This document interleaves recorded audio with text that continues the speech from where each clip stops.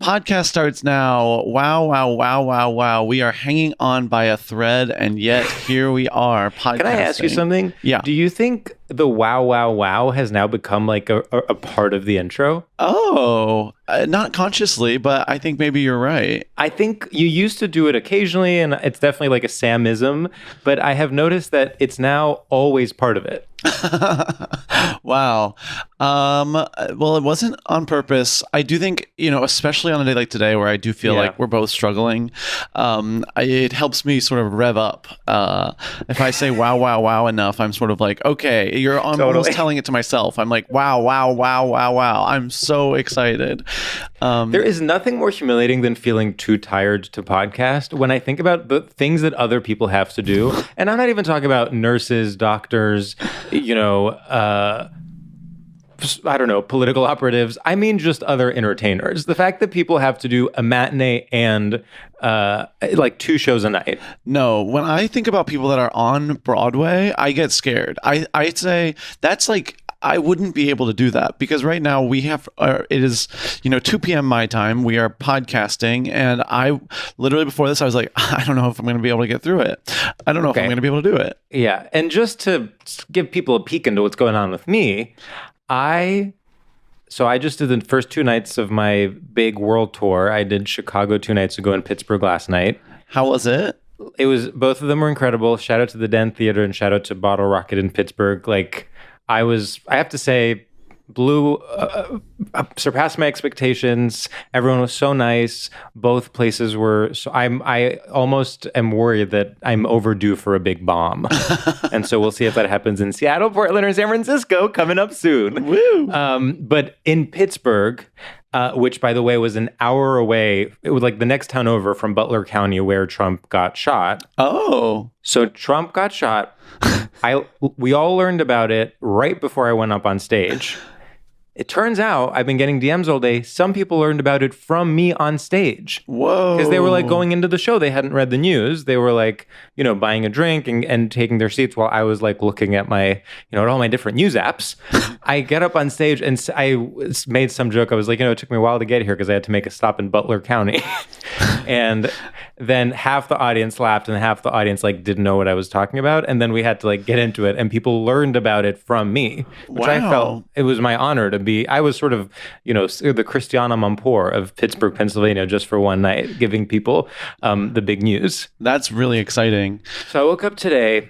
I say this with nothing but love and nothing but respect for the folks that provided me my Airbnb. But unfortunately, the AC was broken and they accidentally forgot to give me bath towels. So when I woke up, it was a bit touch and go.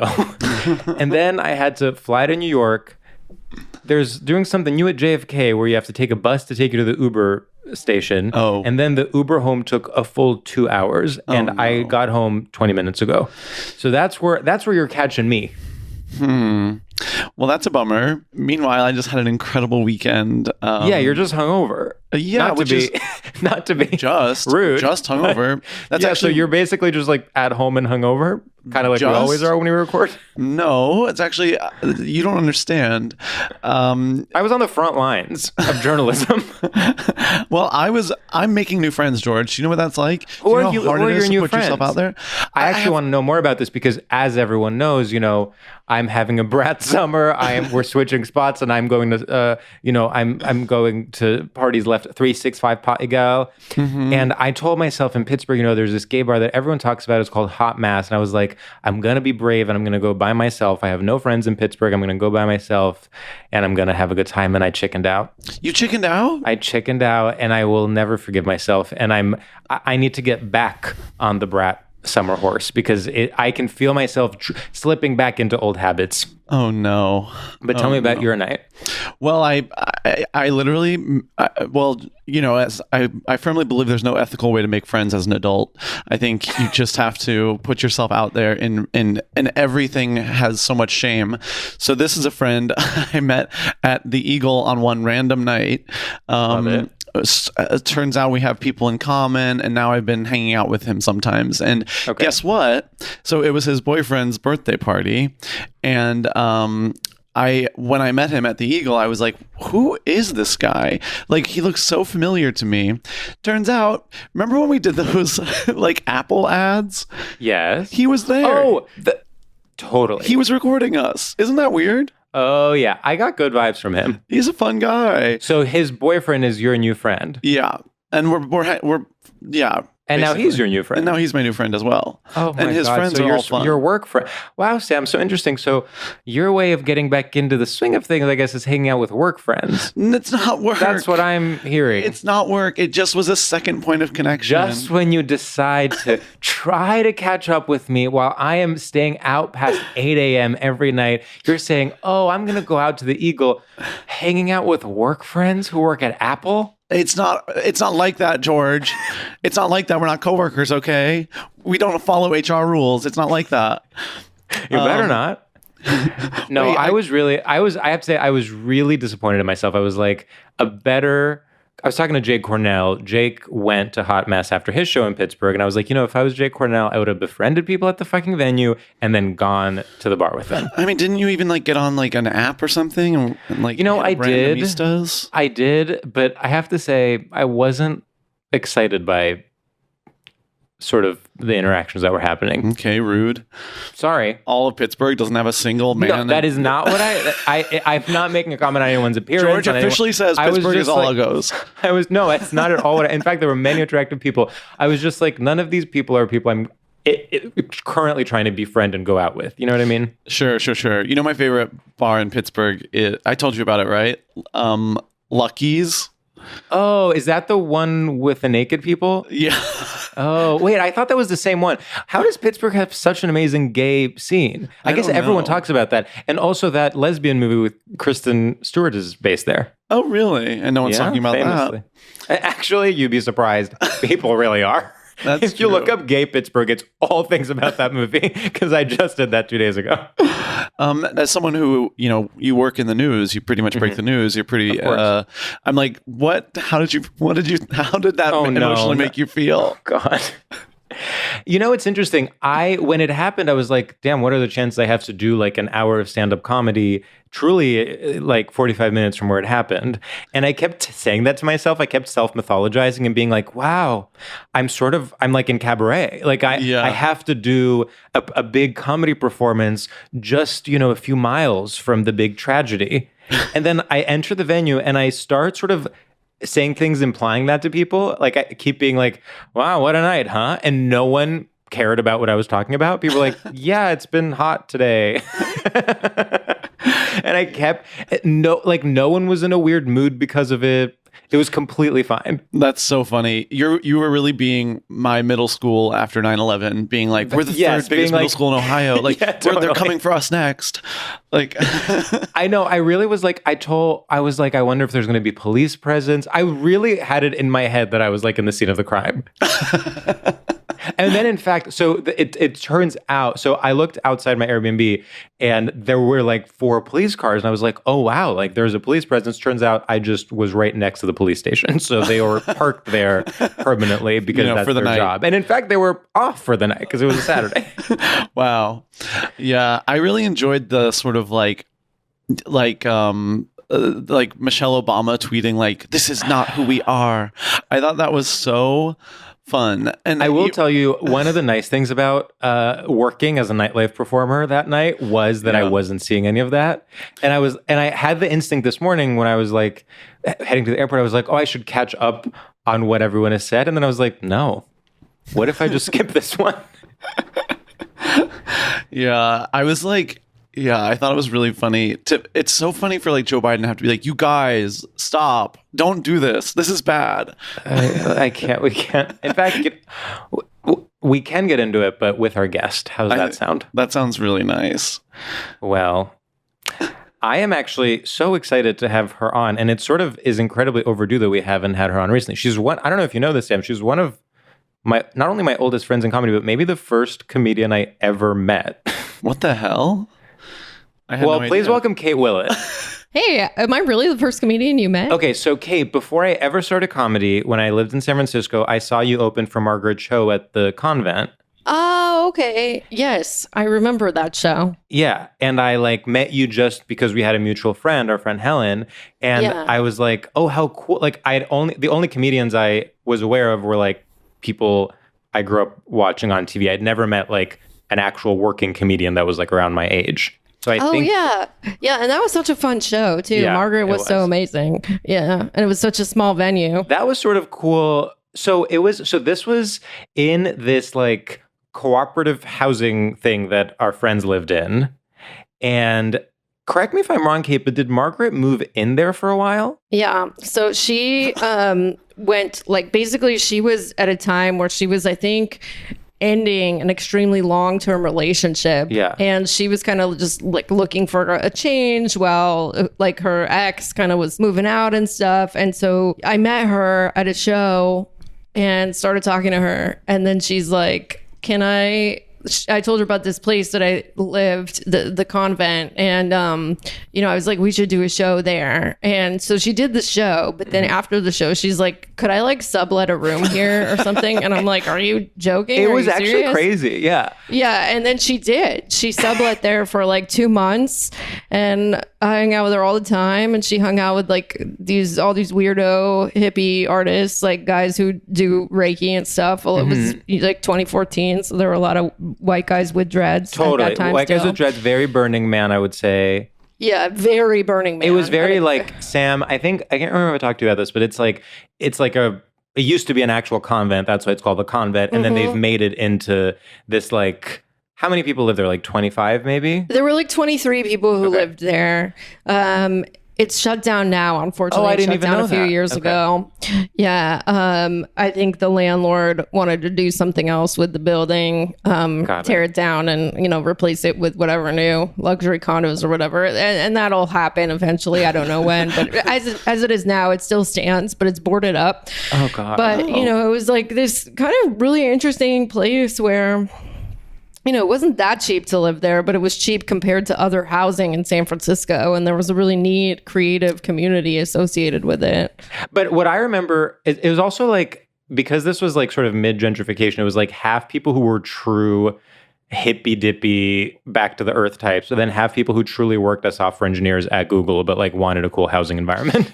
Yeah. San Francisco actually having hippies, like I know that really did happen, but I only know what the San Francisco of today is, so it's really hard for me to imagine it being any form of crusty in a real way.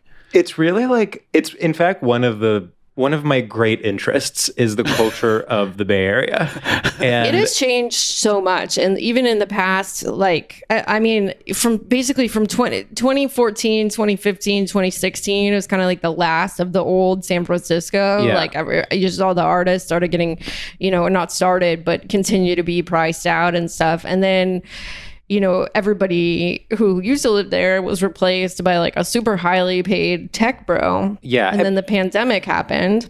And then downtown San Francisco, all the commercial real estate was basically abandoned because everyone started working from home, and they keep trying to get people to like come back into the office, but they don't want to. And these tech guys, they have a ton of leverage because, like it's a sphere where employees have a lot more power because of like the high skill level of what they're doing and and so anyways, then, there was kind of this like panic about downtown San Francisco and, crime, most of which was shoplifting, small amounts of stuff, nothing really that was a big deal or whatever, but there's just a lot of homelessness there, especially from, that process of just all these people getting kicked out. So what happened is like all these like tech billionaires, they all started all these like weird organizations, like nonprofits, which are basically just a vehicle for lobbying for their political agenda. But they all have like maybe 30 organic members. And they've succeeded in like taking over the city politics for the most part, and even like the local like Democratic Party, and got an extremely corporate mayor in there, got like a bunch of just tech complete like I don't even know what the word is, but like the people in office who were just going to do exactly what tech wants, like based on this like kind of pro-police platform. And it's like very strange there now because there still is some of the kind of old school lefty artist thing, but it's pretty minimal, and it's like kind of like the sort of cutting edge of like fascism marketed to liberals, where it's like it really is sort of a microcosm of larger issues facing the rest of the country, and it's almost like you're sort of like, oh, this is a preview of maybe what's to come more broadly or something, which I already felt when I lived there, because when we lived there, tech was taking over, and then the tech industry took over like every other industry. So now it's like, well, entertainment is tech. Like every other industry is being eaten up by tech. So then the tech logics like invade everything. I don't know. But it's also, the other thing with Bay Area culture is like, there's this rich history of like booms and busts dating back to like the gold rush. And it's sort of like this weird thing where there's just like massive amounts of wealth, but then there's like the .com crash, and then it happens again and there's massive amounts of wealth. And it's somehow this like thirst for large amounts of money and this like kind of techno-libertarianism always coexists with this like free love hippie ethos. 100%. It's very interesting because a lot of these guys, I know you already did like a episode on polyamory, but I think that the kind of way that it plays out in the Bay Area is a little bit unique, because you have all these like tech bro nerds who, you know, are always trying to optimize everything and hack everything, combined with like the old school sort of sex positive, queer positive culture of the Bay Area.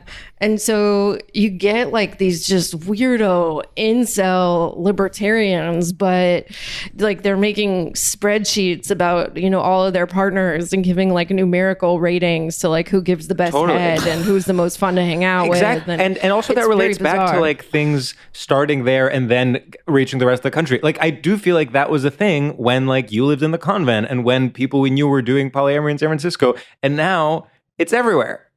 Yeah, it is. I was thinking like, you know who I feel like most embodies this mentality that I feel like regular people probably know about? Yeah. Maybe not regular people, but online people. You know that woman, what's her name? Like Ella or Aya or whatever?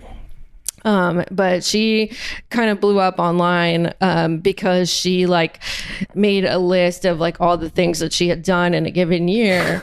And it was like the amount of times... it was like the amount of times that she had sex was like 300, and the amount of times that she had showered was like 100. Damn, queen shit. And I love that. And so people were like, but she's also really hot. She's like a sex worker, but she's also like a libertarian, you know, and just very kind of adjacent to this like Silicon Valley tech world. Yeah.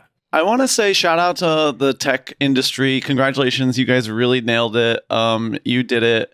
And I also want to ask you guys a question. If you were in the tech polycule, what would your rankings be? Go. Oh, the two of us? Yeah. Oh, God. I mean... That's a good question. Oh God. Yeah, would you be in sort of the good personality or that gives blowjobs? You know. Not ranking. Like, what would my role be? Yeah, what is your role? It's sort of D&D almost. I mean, you know, I hate to say it, but I could see myself suddenly becoming, you know, not realizing it, but suddenly waking up one day and becoming the one that cooks. Oh God, I would definitely be like the one that you don't want to talk to on any weekday. Like.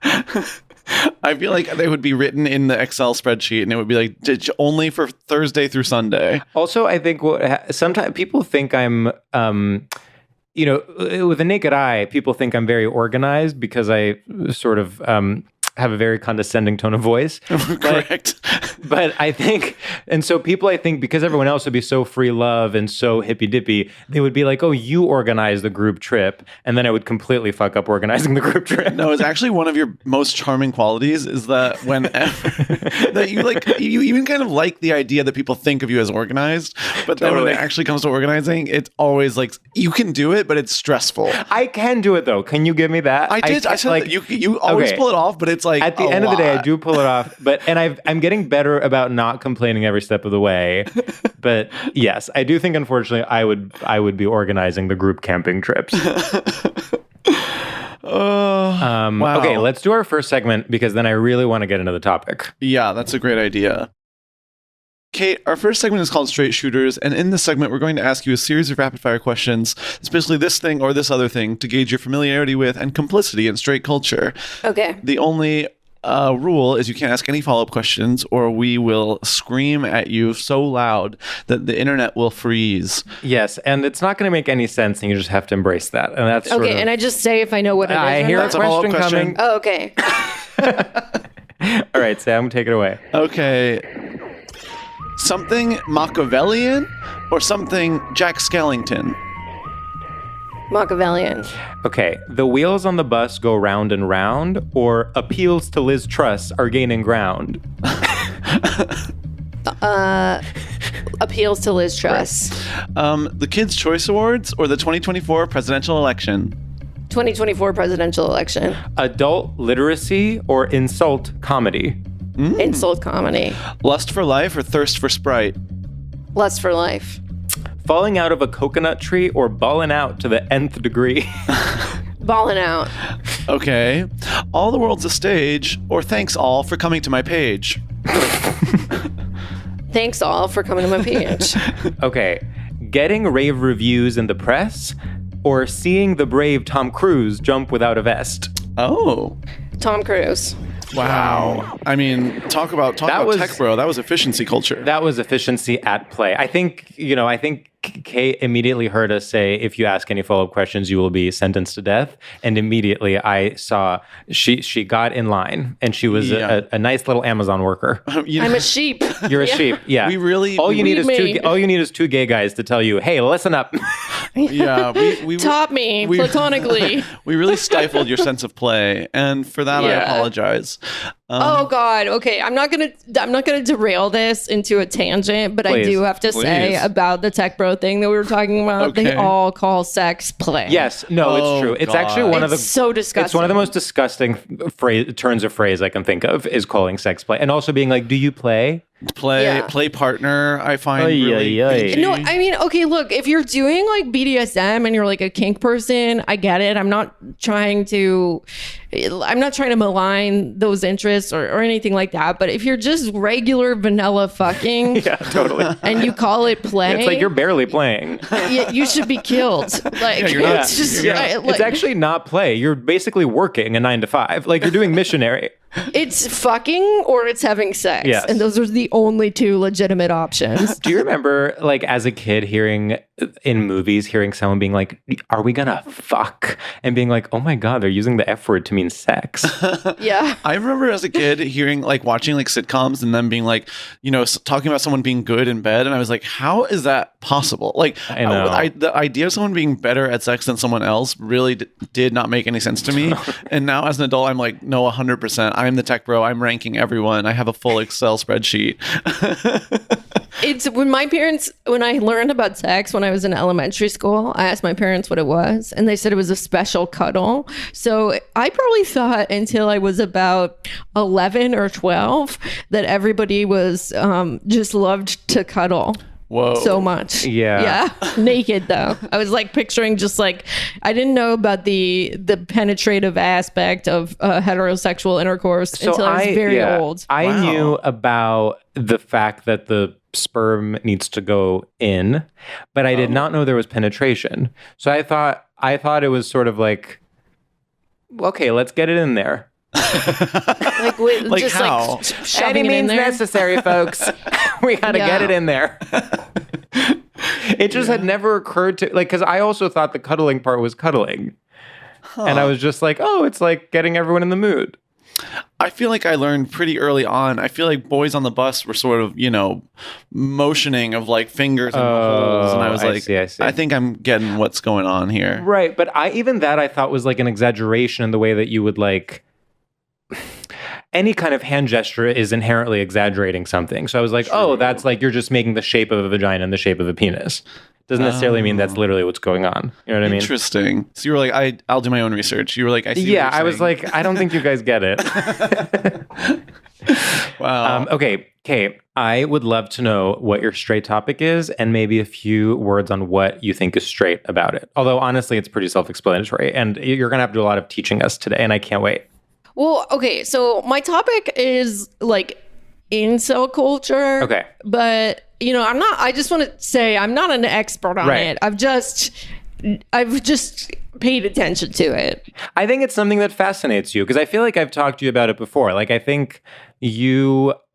Correct me if I'm wrong. I would say you're someone who like is fascinated by dark corners of the internet. Yeah, 100%. I mean, I think that particularly with this incel culture, I'm amazed at the degree to which it has like made its way into like the normal, totally, straight person way of talking about things. Like even the whole idea of a body count, like that's an incel idea. Mm-hmm. And now Gen Z, they're just like throwing it around, like people have, like this idea of, like a person's like sexual market value or mm-hmm. whatever. Like sometimes I'll just see people who are not even incels say that stuff. And I'm like, this was like a Reddit idea from like 2013, 2014. Yeah.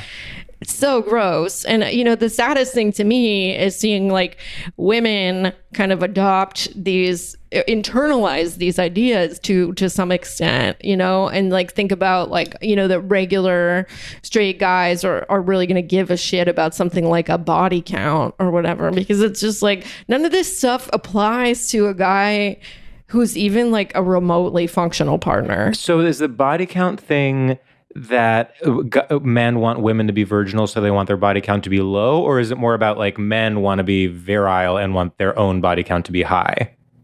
I think it's both, okay. But I've noticed more emphasis on that you want a woman with a low body count. Like there's all these men who have a very hard time getting laid. They don't get to play. Mm-hmm. Oh wow! And so that's so they sad. Yeah, I know. But so then they like extra fetishize it, where they're like, oh, actually, it's bad to have sex a lot. Like you don't want a woman that's done that. Like you can just be. Wait, that's so smart. That's literally what I did with genius. UCB. Like when I didn't get on a UCB team, I was like, wait, UCB sucks, and whoever's on there is bad. Yeah, I mean, it's like they think that like they both like want to have sex so bad, and they think that like if a woman has sex too much that she is like ruined. And I'm like, okay, like if you're a guy who is an incel and you really want to get laid, like what's your best bet? It probably is going to be to slightly improve your social skills and make friends with slutty people who are kind of sex positive. You can kind of get over that hump or whatever. But they adopt these like reactionary values. It almost sounds like it's almost kind of Christian, but it's secular, It sounds very Christian to me, I must say. Yeah, it is.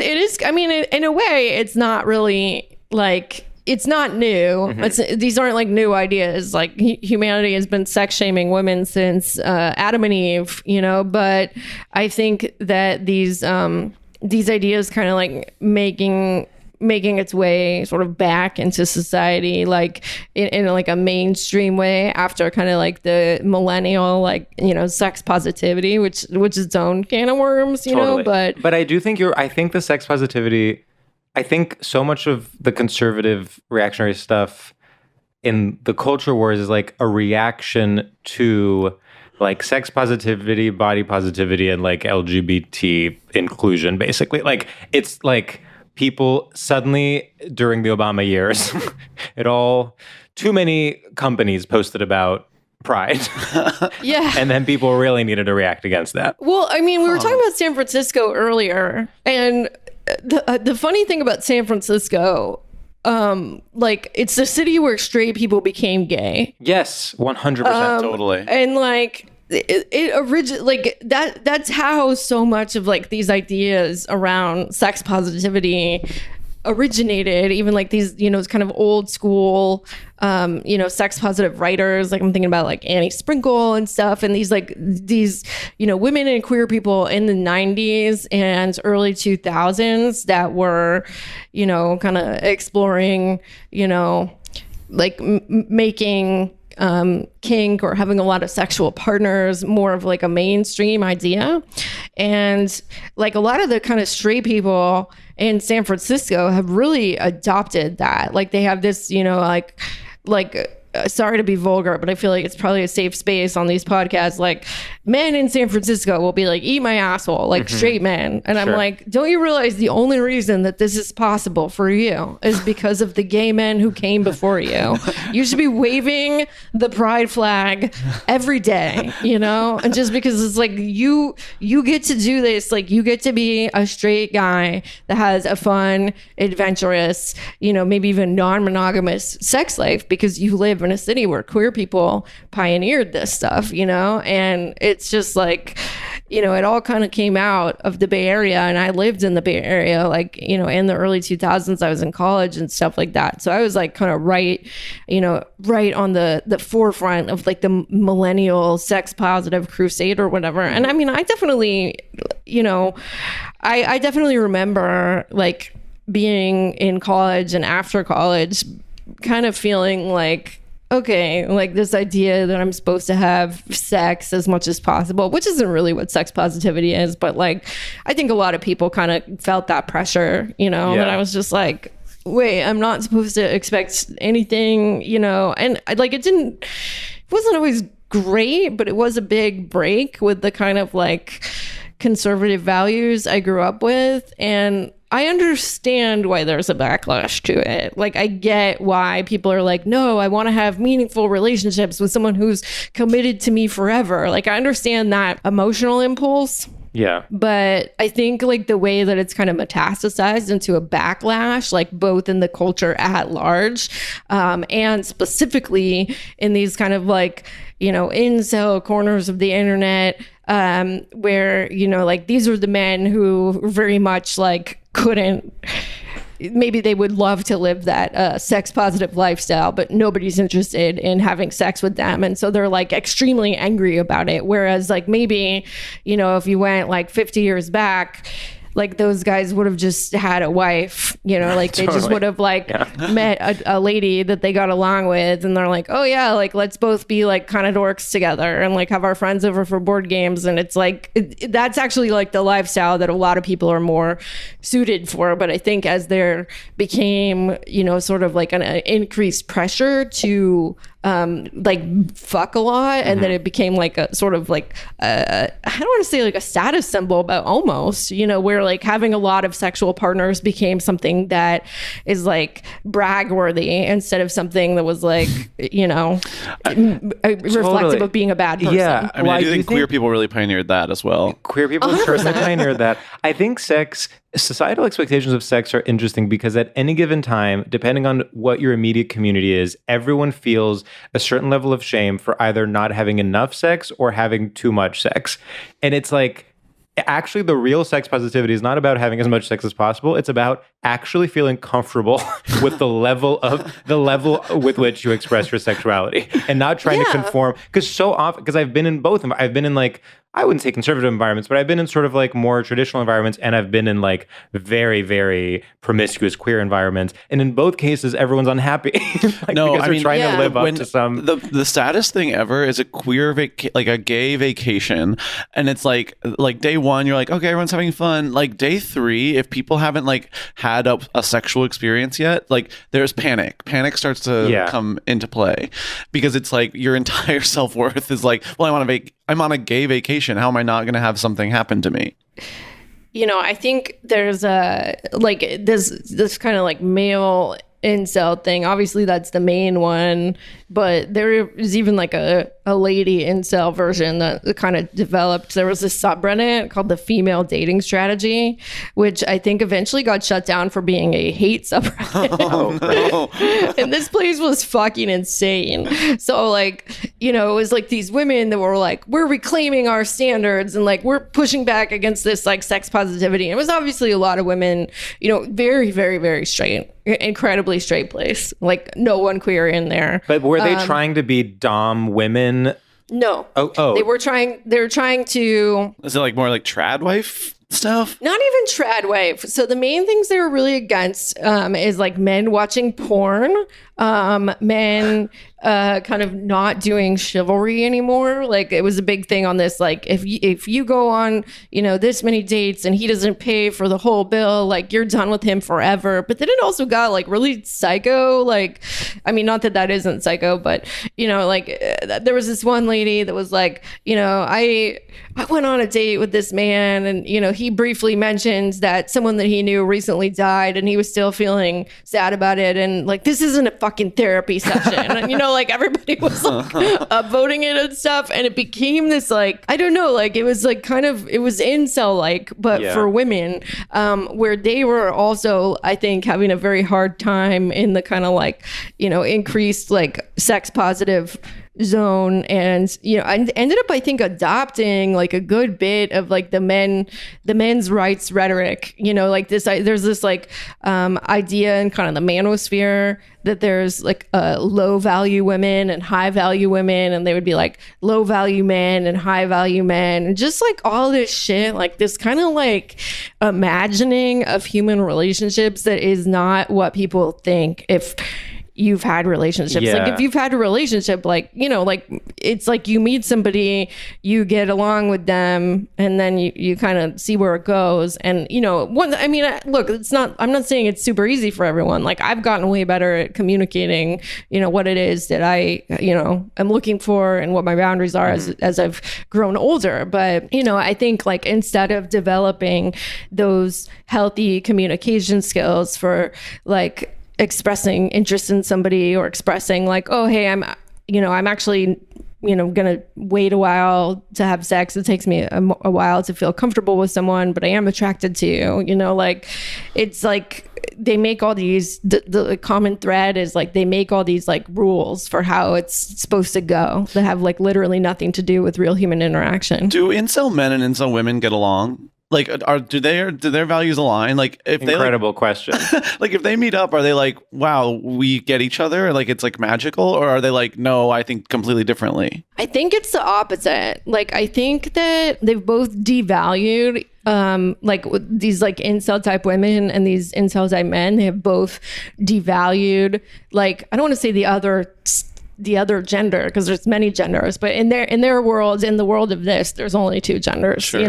But like they've both devalued the other like so greatly, and they've made it into this like, okay, here's this like whole other kind of person that thinks man thoughts or thinks woman thoughts, and I can never understand them, and they're a mysterious being, and I certainly can never ask them how they feel or what would make them more comfortable. It's just like there's all this kind of like psychoanalyzing of like, these are the tricks that work on them. I would say, I'm trying to think like to sort of put it in the framework of straight culture. I feel like, spitballing here, but the elements of this are like, first of all, a fundamental defensiveness, like everything is a reaction to something. Second of all, this obsession with categorization and quantification, like that I think is something that keeps coming up with a lot of our topics and with a lot of like straight coded ideologies.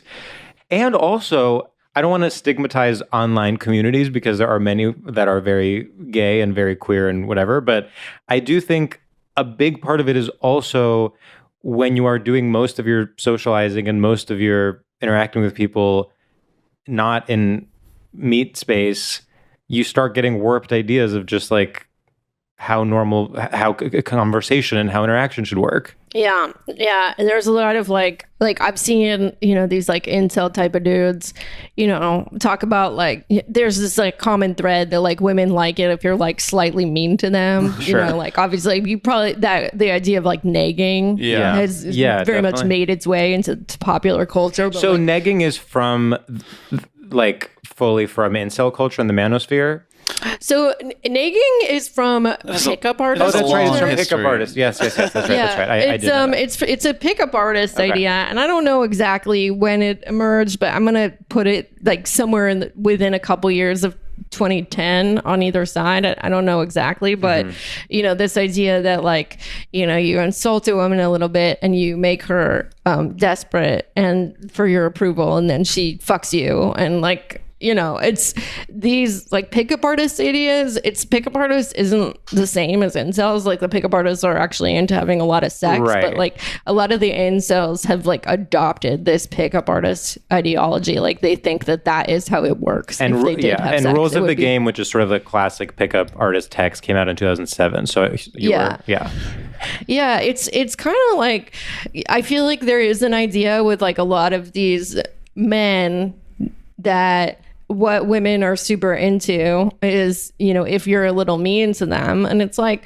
yeah, maybe for like women who are highly traumatized, that have not worked through their trauma and like learned, but it's like, I don't think that it's this idea that like women love assholes is so prevalent. There's also something, okay, and this is related to the defensiveness, but there's a sort of general conspiratorial thinking. It's like you always have to do the thing you think is the opposite to get the thing that you actually want. Like you have to say something mean and then they'll like you, or you'll have to like stop speaking and then they'll be impressed with your silence. I mean, I just made that up, but it's like there's always like, it's like women and relationships are these like black boxes and you have to master them by doing really intricate, by playing three-dimensional chess.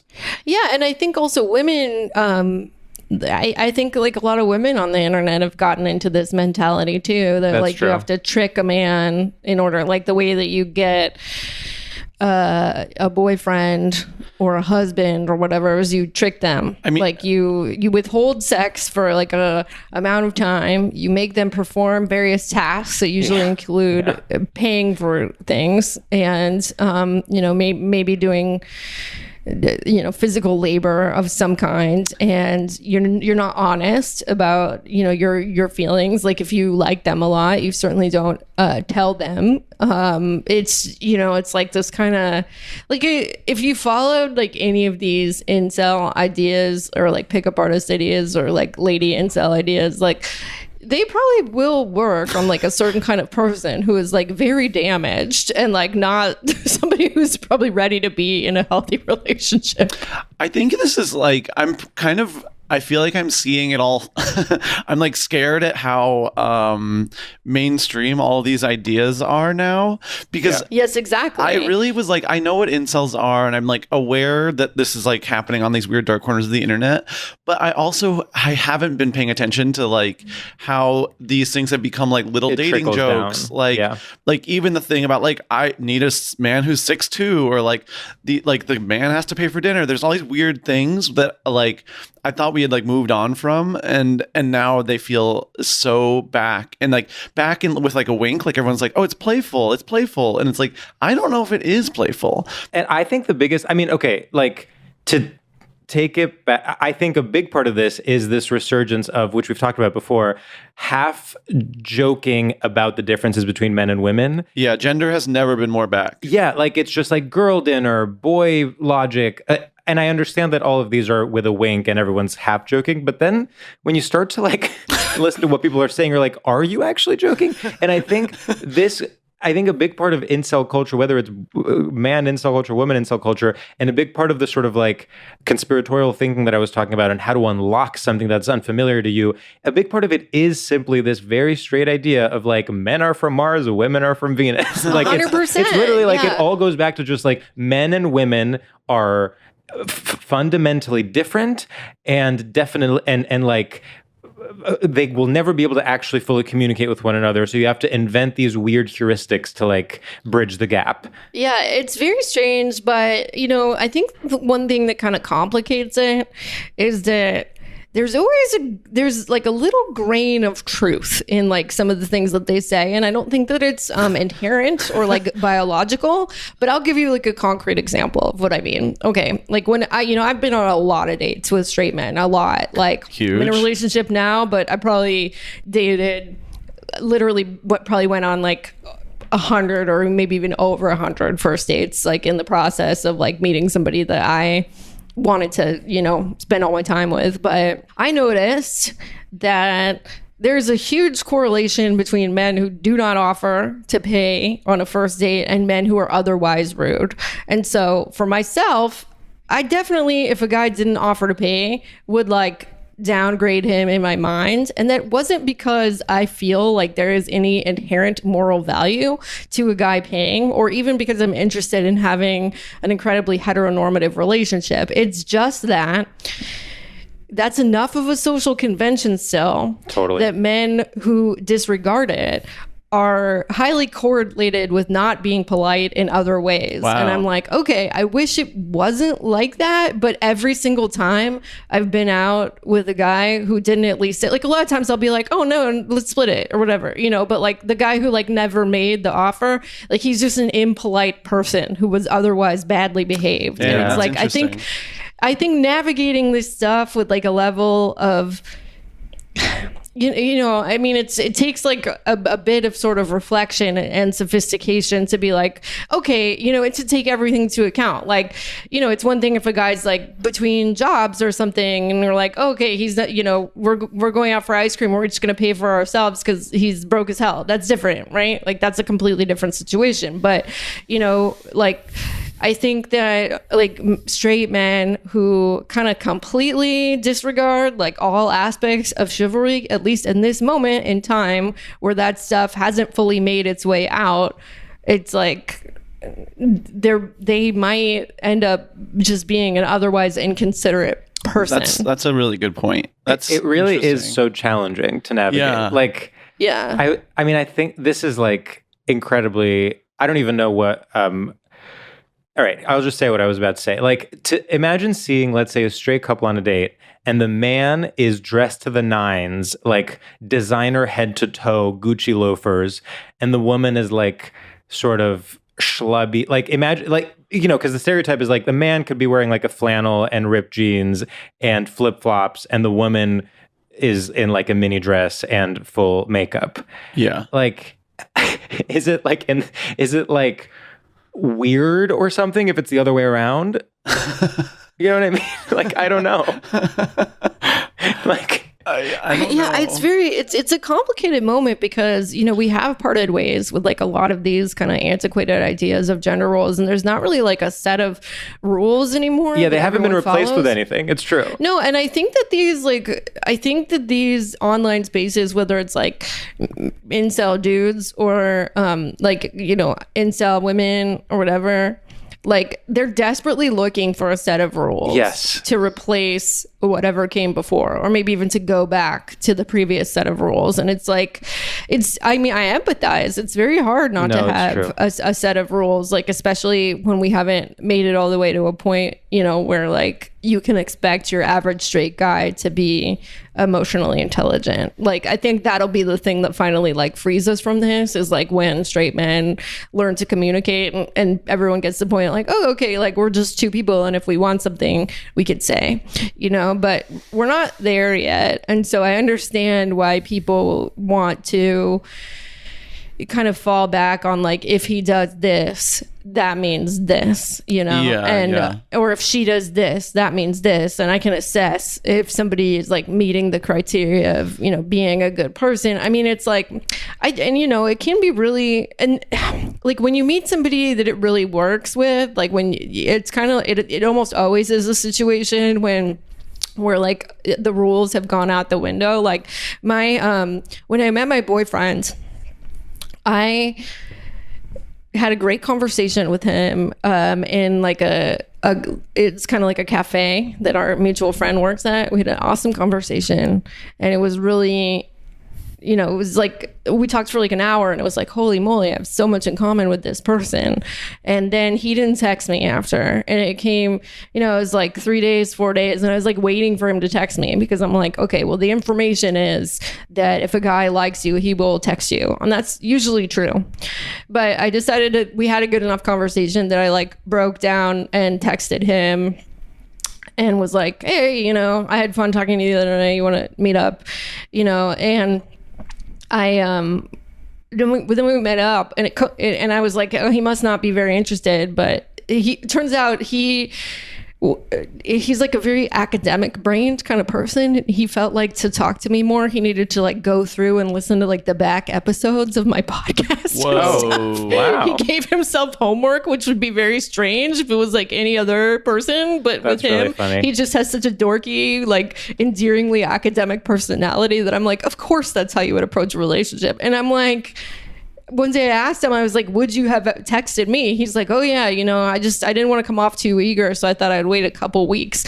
I'm like, a couple weeks? Yeah. What the hell? You know, like, what planet are you from? And you know, so it's like these, I think when people are like, oh yeah, you wait 3 days to text her, or you have sex with him on the 4th date, and you have this assumption that everyone else is operating with that same information. Right. It's comforting, except for the fact that nobody else is operating with that same information that they were on your weird online community. I mean, the whole like, if he texts you back, blah, blah, that also points to like such a big part of this cultural history, which is like women's magazine, totally, you know, Cosmo and like women's magazine quizzes and like 15 ways to, you know he's cheating, or 15 ways to drive him wild, and blah, blah.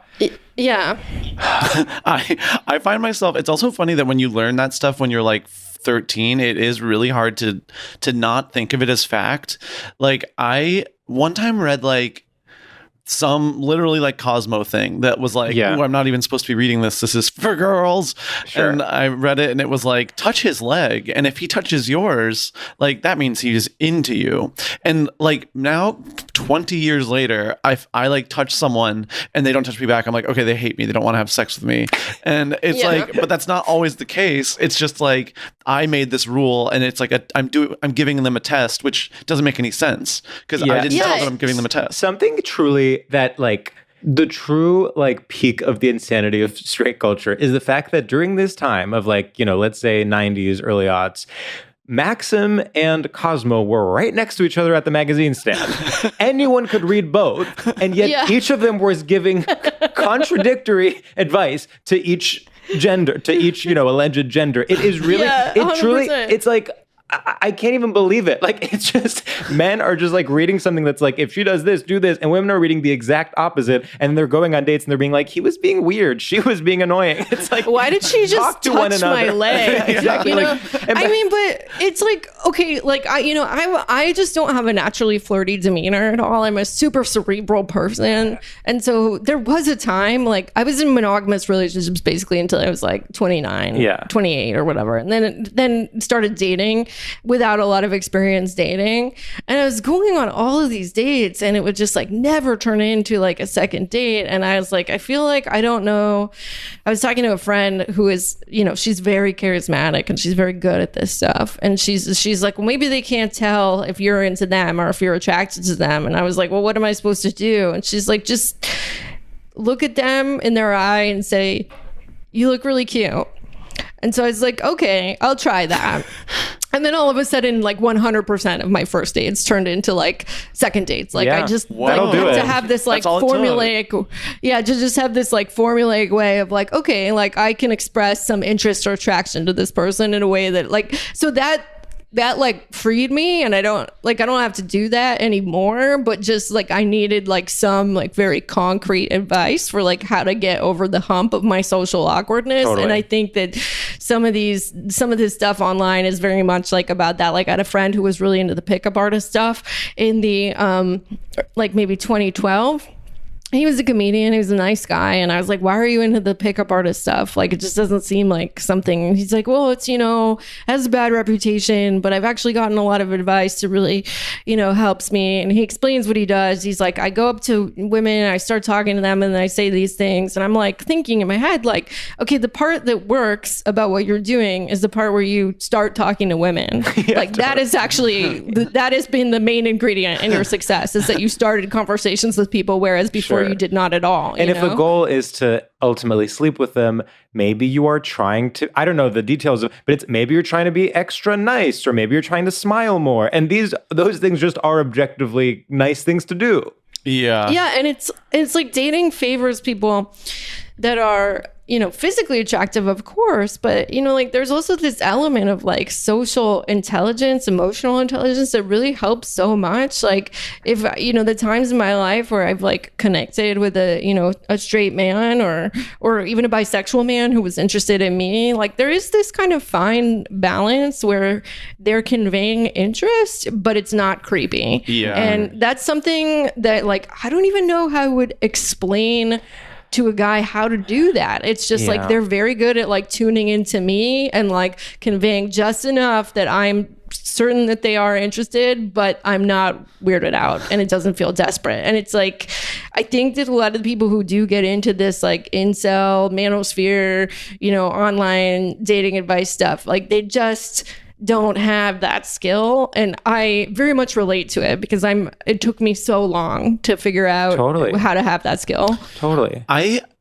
It's almost like because these things have moved from the magazines into like weird online corners, they just got weirder. Because because at least magazines had editors. Exactly. Because it's the same things we've been dealing with always. It's just now it's unedited and it's more resentful. Yes. And it can be racist and it can be like just like way more misogynist in a really explicit way, and it's not seen by, again, if the magazine is not on the magazine stand in the supermarket, no one's going to complain about it. I'm not going to go actively into the manosphere and be like, you guys, this is problematic. I'm calling the police. 100%. I'm suing you. Yeah. I think your point about creepiness is so important, but also so fraught, because I think one of the ways in which I really empathize with straight men is there is always this specter of quote unquote creepiness. Yeah. And it's actually such a difficult thing to navigate because I think often it is assigned as a quality to basically just like being a straight man. Yeah. There's something about a straight man just walking around where you're like, what the hell is he up to? Oh yeah, no, 100%. I had this boyfriend who shall not be named, but George will know who it is. Yes. He was really resentful that like the kind of like sex positive brand idea was like really dominated by women, and that like nobody wants to hear from a sex positive man about his play because it grosses everyone out. He felt like insulted by that, but I'm just like, yeah, you're right. No one wants to hear that. Like, it's gross as hell. Nobody wants to know what like just a random guy, like how he fucks, like that's private information. And yes, you're right. People do want to know that about like a very attractive woman. Sure. And, it's also just, what's tough is like the messages that men,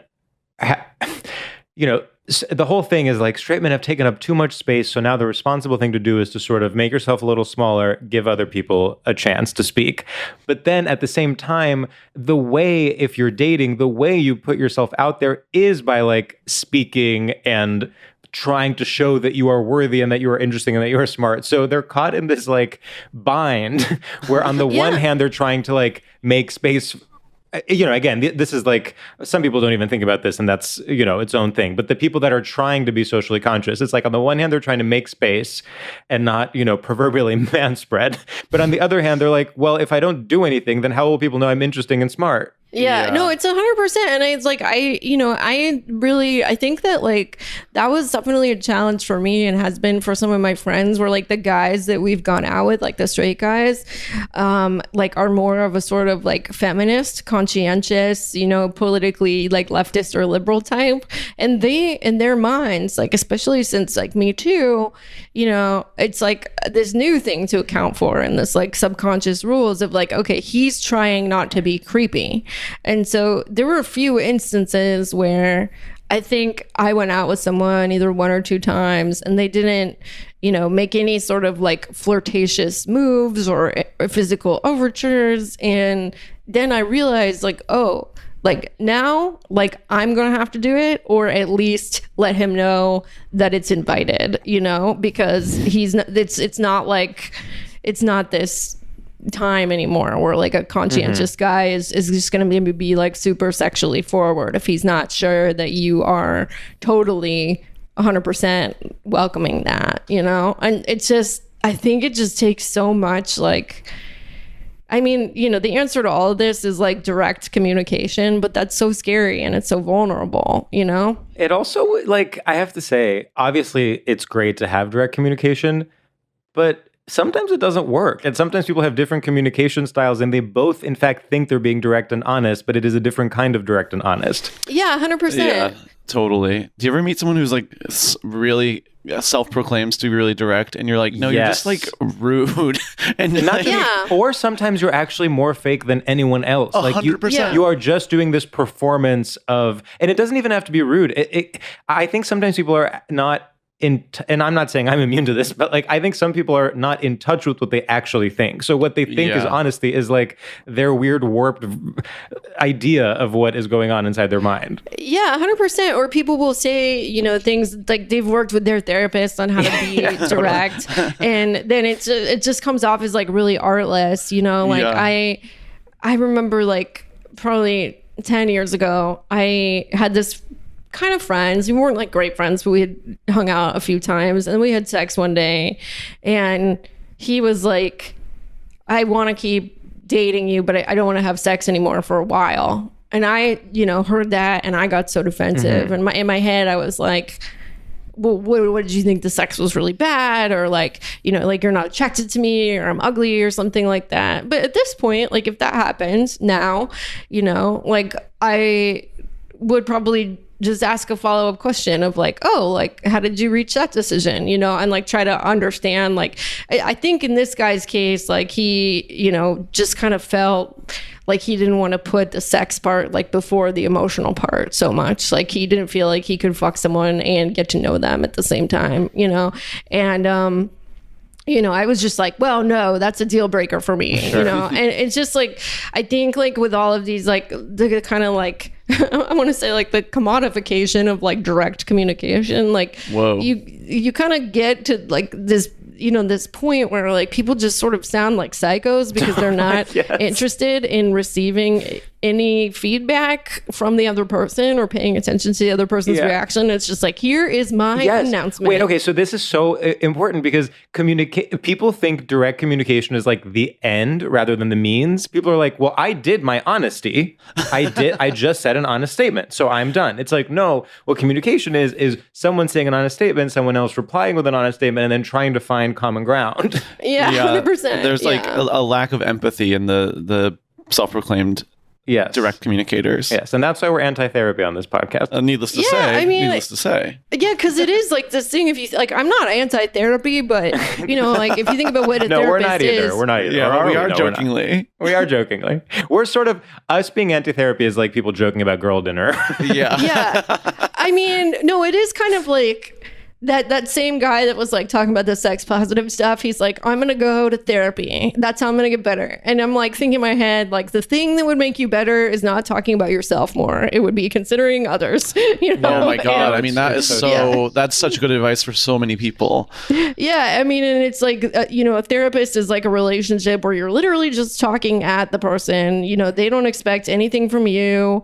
It's just a one-way street of you just like spewing out your thoughts. Maybe they'll ask a follow-up question sometimes or give advice if you really ask for it, but it's not related to like how one would communicate in a romantic relationship or even a friendship, so it's just like I think like a lot of the stuff is like a lot of dating and romantic relationships, they do come down to exactly what you said, which is empathy. Like that's what helps people be better at it. Empathy with also balanced with, I don't know, a little sexuality or some kind of intangible thing that makes it hot. And that's just like, I don't think that that's something that the people who gravitate to these spaces are naturally good at. And we almost need people who can like teach that stuff. Yeah. But it doesn't exist. And so these like hyper toxic spaces develop where it's like people just making rules without learning that sort of fundamental, like, hey, here's how you communicate well, but with an energy of flirtation. Wow. Wait, I don't want to necessarily. Are there gay incels? Yes, someone was telling me. I don't have any further details, but I do. Someone was telling me at some point that there are, and also Of course there are. Sure. Of course there are. We can do anything. I feel like there's not as many though, because I feel Certainly like you can get many, laid. yes. Like I feel like you can go on Grindr as a guy and just get laid a lot of the time. I mean, there's probably some people who can't, but I think that if all you're looking for is sex, like the gay men that I know that have had trouble, it's more like that they can find only people who are looking for sex versus like not. Totally. Yes. Yeah. Well, I do think there's, it's funny. I think the equivalent of the incel in the gay male community is the reactionary people that are like, ugh, the gay community is only about sex. And like, no, totally. I don't like pop music, and I don't like just having crazy sex and doing drugs. Like, I just want a family. Okay, I know what the gay incel is. Okay, what is it? Gay incel is guys that are like, no open guys. Why are people in open relationships? Save some for the rest of us. Like, yeah, yeah, 100%. But I mean, I kind of felt like that person at some point where I'm just like, okay, like I'm just meeting all of these guys that are just like, oh yeah, you want to be my fourth girlfriend? 100%. And I'm like, no, I really don't. No, I really don't. It actually is a really difficult, because we've all been there, but like the experience of actually looking for a relationship, whether or not you want it to be open, whatever, but you are looking for a partner. You want that to be part of your life. And then you're going out there and everyone is like, oh, happily partnered, like, but would love to fuck. Yeah. And it sounds like when you describe a whole relationship in this environment, you know, like, I mean, it just like to articulate directly, like what an actual kind of like relationship, I don't want to say actual, but you know, like either a monogamous relationship or a very primary relationship. If you were like, okay, well, what I want is to have the kind of relationship where if I told you that I was having a big problem, that you would drop everything, but I won't abuse that privilege. Exactly. You know, and it's like, that sounds nuts. That's what it boils down to. You're absolutely right. Yeah. That you would, you know, largely, you know, that you would hang out with me like, you know, 4 times a week or something. It just, it all sounds like psycho if you like put, if you really begin to describe it. And so I think that a lot of these like people that get really bitter on the internet, like they're reacting to this sense of like, I know that like what society is talking me into feels like too little for me, but I'm not brave enough to ask for the thing that I actually want or have no way to get it. Damn. Wow. And on that note, should we do our final segment? I think we should do our final segment. Kate, this has actually been such a refreshing episode because I'm like, we really are talking about straight culture. We really are. Yeah. And I feel like as a bisexual, I am, you know, I got a lot of, I engage deeply in the straight culture, but also with an anthropologist's eye. Yeah, you're so good at talking about it. You really are. I haven't really given much thought to this type of culture. And I feel illuminated. Kate, before we do our last segment, let's maybe take this chance to promote anything you want to talk about. Smart. Okay, because great. We might forget otherwise. Yeah, so I have a new comedy special on Amazon and Apple TV. It's called Loopholes. I have a lot of dating jokes on there.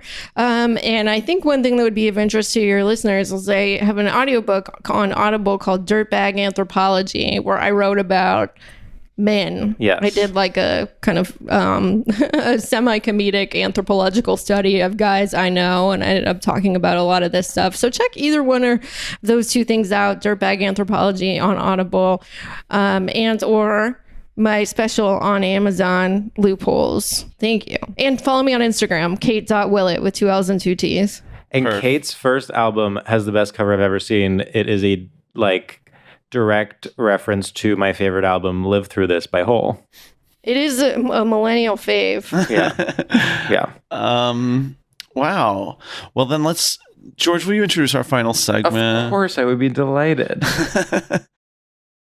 Our final segment is called Straight Shooters. And in this... wait, what am I saying? Our final segment is called Shoutouts. And in this segment, we pay homage to the classic straight tradition of the radio shoutout. You're in TRL shouting out something back home. And in classic StraightioLab fashion, we think of them on the spot. So each of us is going to shout out something that we are absolutely living for. And Sam, do you have one? No. I'm really racking my brain. Okay, I can do one. Okay. What's up, listeners out there, and what's up, people on planes, people pressing play on movies on planes? I recently rewatched Miss Congeniality on a flight from New York to the great American city of Chicago. And I remember when I was young, I didn't quite get Benjamin Bratt. I said, of course he's hot, but it's not really my type. When I watched this movie now, to say I was feral would be an understatement. I almost got out of my seat, took, and started, doing a mating ritual dance in the middle of the airplane. I said, this man should have Brad Pitt's career. It is, as far as I'm concerned, it is Benjamin Bratt summer. So write that down. And shout out to Benjamin Bratt. I don't know what he's up to. I looked him up. He's still hot, older, great in Miss Congeniality. That film, a lot of things have not aged well in it. I'm sorry to say. One of which is that as a joke, he keeps, and I kid you not, slapping the ass of his female coworker just as a joke throughout the entire movie. But you know what? We've all grown. Shout out to Sandra Bullock. Shout out to Benjamin Bratt. And shout out to beauty pageants. Let's bring them back. They are great for society. Woo! Love those. Okay. Let's think. Okay. Okay. What's up, everyone around the globe? I want to give a shout out to wearing white pants. I have never in my life owned white jeans before, and now I do. And I put them on and I said, am I really going to be a guy who wears white jeans? And then you're like, actually, once you wear them, you're like, wait, everyone around me is wearing white jeans too. And they're actually very normal. And we create these rules where we're like, I'm not that. And then if you just wear them, you're like, well, I guess I am that. Basically, we're all just a collection of clothes, and we can change at any point, and everything is fake.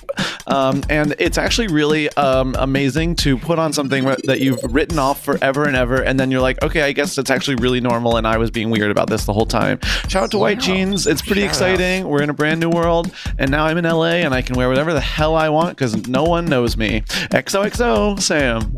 Woo! All right, Kate, whenever you're ready. I want to give a shout out to an old friend, a reliable friend, the breakfast sandwich. I have had a lot of different breakfasts in my life, and I really, I think that there's nothing so simple, complete, and elegant as a breakfast sandwich. I had one 2 days ago for breakfast. It was sausage and egg on a roll. It was delicious. And then the following day, this morning, I had just eggs and toast, and it really just was like not the same. I was like, why don't we just put the egg on the toast, and also have it with a little bit of bacon? And if you're looking for a simple, portable breakfast, it's a classic, reliable favorite. And I want to give some love to all the breakfast sandwiches out there. Thank you for always being there for me. Love it. Well, that's huge. That is, yes. Especially, I've been traveling this weekend, and to find a good breakfast sandwich or breakfast burrito even can make your whole day. It can really make your day better.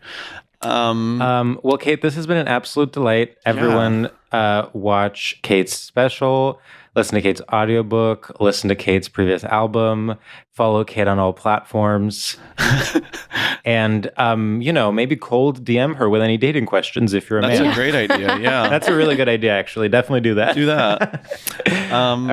All right. Thank you. Thank you, Kate. Thank you, guys. This is a blast.